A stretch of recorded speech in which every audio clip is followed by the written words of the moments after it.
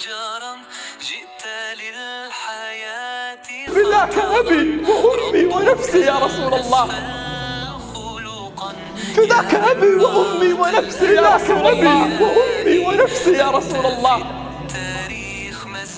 فداك أبي وأمي ونفسي يا رسول الله، وأمي ونفسي يا رسول الله،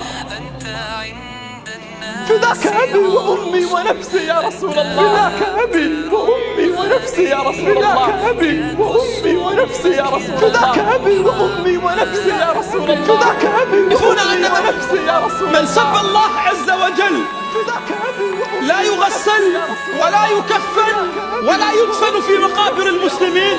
تدرون لماذا؟ لأنه كفر بالله، لأنه كفر بالله.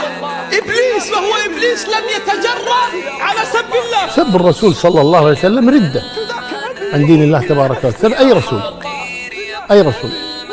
أما الذي يسب الرسول لازم الرسول يسامحه صلى الله عليه وسلم، وطالما أننا لا ندري هل سامحه الرسول صلى الله عليه وسلم أو لم يسامحه، فهذا قالوا يقتل وإن تاب.